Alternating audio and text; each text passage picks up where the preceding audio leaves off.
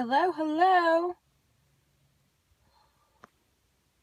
I haven't been on here in forever as me. I've been on the TBT Life channel and I've been blabbing, but I haven't been myself in a little while. Hi, Bex. Another redhead. Yay. I'm going to go ahead and get started because I know this Perry counter is not right. And I'm also like a couple hours away from home. So, I want to get back on the road. That's right. Ginger Power.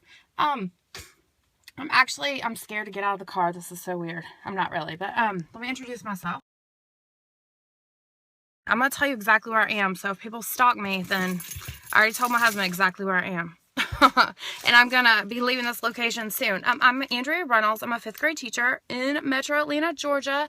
And I have been out of town in Tennessee doing a conference with Michelle Luck of Michelle Luck Social Studies as a vendor with Teachers Pay Teachers. It's been awesome. And I'm going to talk about that on TPT Life in a few minutes, but I wanted to show you guys this Children's Holocaust Museum in Whitwell, Tennessee. I've always heard about it, and I've been like, that's so close. I live in Atlanta, so I was like, that's so close to me.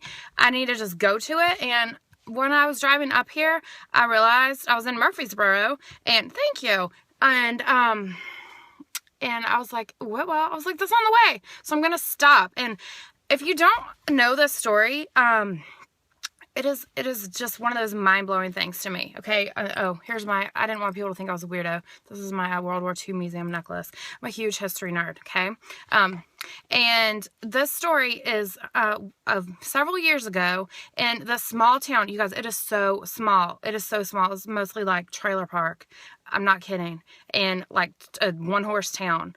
I pulled up, I was like, it's really small, but these people made a difference and they did something. These kids, middle school, you guys, I teach 5th, and once they get to middle school, they're not nice anymore, and they don't, kids can be annoying, but really, they can be pretty amazing. So what these kids did is they were studying about the Holocaust. I'm gonna get out of the car because I'm gonna go up to it. I have my Periscope audience with me, so I'm not alone. These kids in, middle school, they made an exhibit to represent the Holocaust, because I don't know about you guys, but in my social studies is all like war and death and doom and destruction. It's kind of like, ugh, and the kids don't have an outlet. And I was actually in the middle of a blog post about that for, when you teach all these serious subjects, how can you help kids like find an outlet for their, their sadness and just taking it all, this whole really intense stuff. And one of the stories that I like to share with my kids is, how can kids make a difference? Because kids can make a difference. Like these kids at this middle school, Whitwell Middle School, they, don't stalk me, please. What they did is they built an exhibit. They collected paper clips to represent all of the people who died in the Holocaust. And it started out as just like, oh, what does 6 million look like?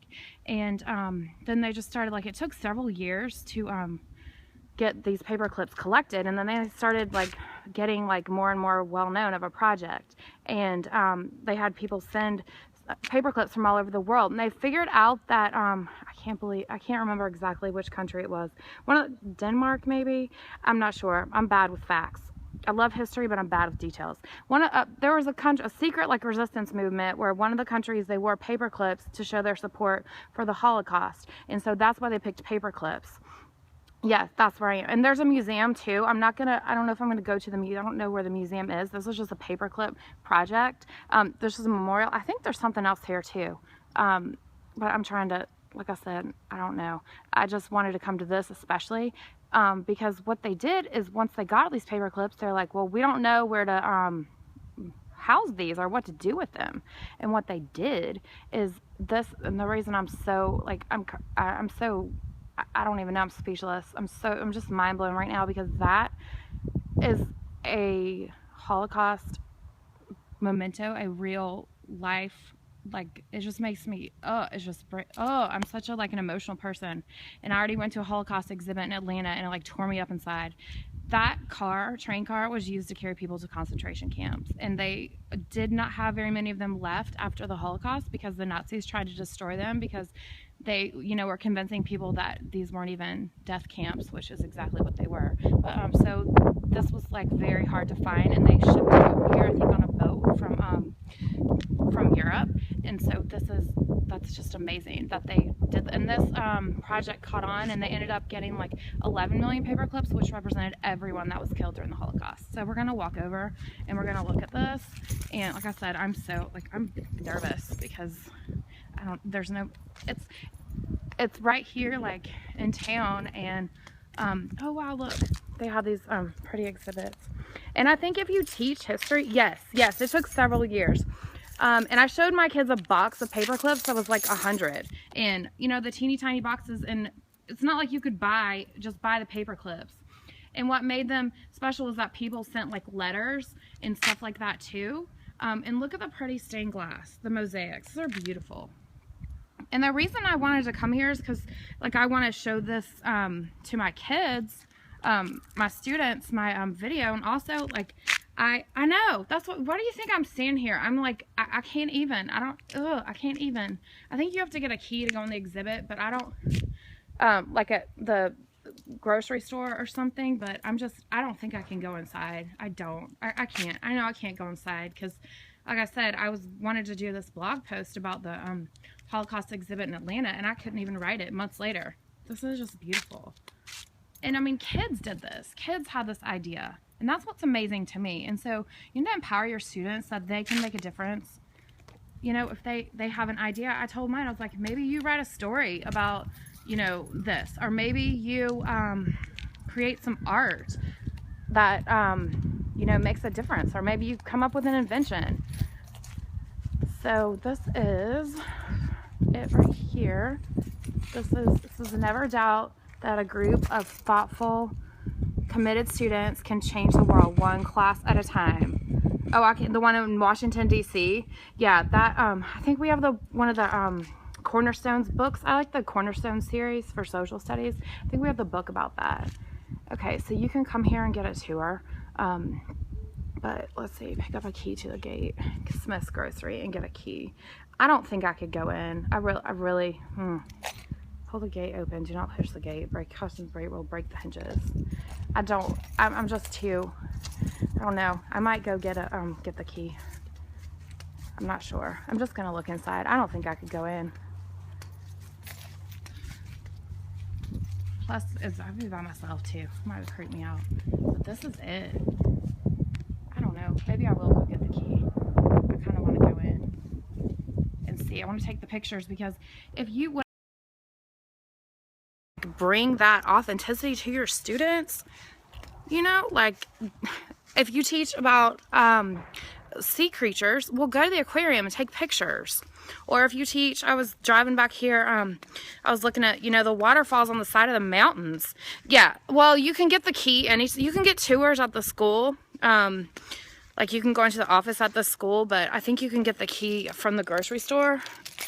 Located between the hours, and because guided tours, when school's not in session, you can go to Smith's Grocery. So I think I'm gonna go there and get the key. I was gonna say is, you know, and that's something I'm gonna talk about on TBT Live too. Build your authenticity. Okay, I love history, so what do? I go to history exhibits. I go to museums. You're welcome. And there's a documentary about it's free. I'm pretty sure you can find it online free. And if you just search Paper Clips Project, you'll find it. Like I said, I'm going to write a blog post about it. I am so mad that I've not been able to blog because I had to do stupid grades. Last weekend, it really made me mad because I love writing and I love blogging, and it just irritates me that I couldn't do that. Yeah, I might come back in here because I'm not going to get back here you know, I don't know when the next time I'll be back here, so I think I might go get that key. I'm just I don't know, that's just gonna be pretty intense going inside, but I mean, I need to do it because I think my kids would think it's really neat.